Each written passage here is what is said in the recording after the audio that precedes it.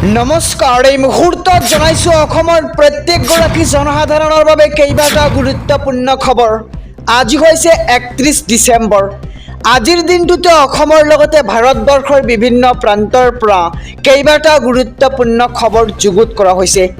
এই মুহূৰ্তত জনাইছো আজিৰ প্ৰথমটো খবৰেই ৰাজ্যবাসীৰ বাবে এটা ডাঙৰ খবৰ। 31 ডিচেম্বৰক লৈ জৰুৰী নিৰ্দেশনা। সুৰাপান কৰি উদ্ভণ্ডালি কৰিলে পৰিব বিপদত।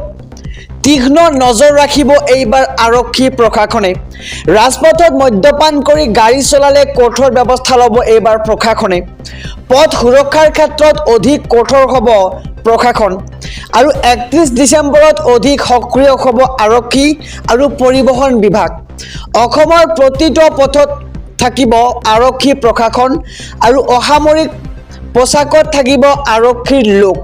সুৰাপান কৰি গাড়ী নচলাব, আইন ভংগ নকৰিব, ভৰিব লাগিব জৰিমনা, আপুনি যাব লাগিব জেললৈ। আৰু 31 ডিচেম্বৰক লৈ জৰুৰী নিৰ্দেশনা জাৰি কৰা হৈছে। সুৰাপান কৰি উদ্ভণ্ডালি কৰিলে বিপদত পৰিব আপুনি, তীক্ষ্ণ নজৰ ৰাখিব এইবাৰ প্ৰশাসনে। এই মুহূৰ্তত জনাইছো আজিৰ দ্বিতীয় নম্বৰ খবৰটো। আৰু মাত্ৰ কেইটামান ঘণ্টা বাকী। 31 ডিচেম্বৰৰ নিশা বন্ধ হ'ব পাৰে আপোনাৰ গুগল পে' আৰু ফোনপে'ৰ একাউণ্ট। বন্ধ হৈ যোৱাৰ আগেই পৰীক্ষা কৰক আপোনাৰ UPI ID। নিষ্ক্ৰিয় হৈ থকা হাজাৰ হাজাৰ UPI ID বন্ধ কৰাৰ সিদ্ধান্ত। আৰু দীৰ্ঘদিন ধৰি ব্যৱহাৰ নকৰা UPI ID বন্ধ কৰিব NPCIয়ে। আৰু বন্ধ হৈ যাব এবছৰ ধৰি নিষ্ক্ৰিয় হৈ থকা সকলো UPI ID। 12 বজাৰ লগে লগেই এবছৰ ধৰি ক্ৰেডিট বা ডেবিট নোহোৱা UPI ID বন্ধ কৰা হ'ব। আৰু লেনদেনৰ ক্ষেত্ৰত সুৰক্ষা বৃদ্ধি কৰিবলৈ এই সিদ্ধান্ত NPCIৰ। আৰু মাত্ৰ কেইটামান ঘণ্টা বাকী, আৰু কেইটামান ঘণ্টাৰ পিছতেই আপোনাৰ UPI ID বন্ধ হ'ব পাৰে। নতুন বছৰৰ আগমুহূৰ্তত ৰাজ্যবাসীলৈ মুখ্যমন্ত্ৰী হিমন্ত বিশ্ব শৰ্মাৰ কেইবাটাও বৃহৎ আহ্বান। PM কিষাণৰ পৰা আৰম্ভ কৰি উজ্জ্বলাৰ চিলিণ্ডাৰলৈকে বিশেষ ঘোষণা মুখ্যমন্ত্ৰী ডক্টৰ হিমন্ত বিশ্ব শৰ্মাৰ। আৰু 700 টকাতে লাভ কৰিব গেছ চিলিণ্ডাৰ। ইয়াৰ বাবে উজ্জ্বলা আঁচনিত নাম অন্তৰ্ভুক্তিকৰণৰ বাবে আহ্বান জনাইছে ৰাজ্যৰ মুখ্যমন্ত্ৰী ডক্টৰ হিমন্ত বিশ্ব শৰ্মাই। আৰু কৃষক সন্মান নিধিৰ বাবে নতুন কৃষকক আবেদন কৰাৰ আহ্বান জনাইছে মুখ্যমন্ত্ৰীগৰাকীয়ে।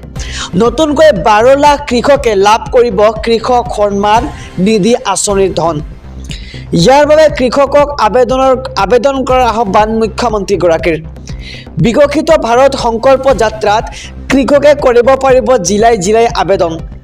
বছৰত 6,000কৈ টকা পাব কৃষকসকলে। 12 টকাত বীমা কৰি লাভ কৰিব 2 লাখকৈ টকা। দুৰ্ঘটনা হ'লে লাভ কৰিব 2 লাখ টকা। ইয়াৰ বাবে এই যাত্ৰাত কৰিব পাৰিব আবেদন। আৰু 4 লাখ টকা পৰ্যন্ত উপাৰ্জন হোৱা ব্যক্তিয়েও এতিয়াৰে পৰা লাভ কৰিব ৰেচন কাৰ্ড। নতুনকৈ লাখ লাখ লোকক দিয়া হ'ব ৰেচন কাৰ্ড, লগতে দিয়া হ'ব 5 লাখ টকাৰ চিকিৎসাৰ ব্যয়।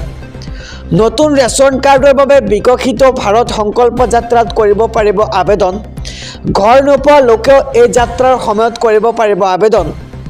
আৰু বানপানীৰ পূৰ্বে কৃষকক প্ৰধানমন্ত্ৰী ফচল বীমা যোজনাৰ অধীনত খেতিৰ বীমা কৰাৰ আহ্বান। বানপানীৰ পিছত তেওঁলোকে লাভ কৰিব ধন। আৰু প্ৰতিটো সমষ্টিয়ে যাব বিকশিত ভাৰত সংকল্পৰ যাত্ৰা।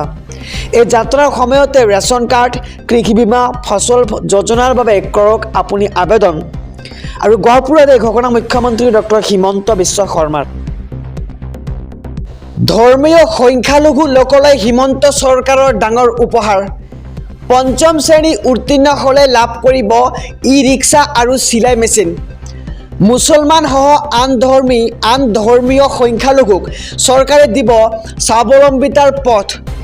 ই-ৰিক্সা ক্ৰয় কৰিবলৈ চৰকাৰে দিব 80% চৰকাৰী অনুদান। সম্পূৰ্ণ বিনামূলীয়াকৈ ধৰ্মীয় সংখ্যালঘু মহিলাই পাব 1টাকৈ চিলাই মেচিন। আৰু 18 বছৰ বয়সৰ পৰাই কৰিব পাৰিব আবেদন। আবেদনকাৰীৰ বছৰেকীয়া আয় 3 লাখতকৈ অধিক হ'ব নোৱাৰিব। আৰু ই-ৰিক্সা চিলাই মেচিনৰ উপৰি লাভ কৰিব পেপাৰ প্লেট বনোৱা মেচিন, ফেশ্বন ডিজাইন মেচিন।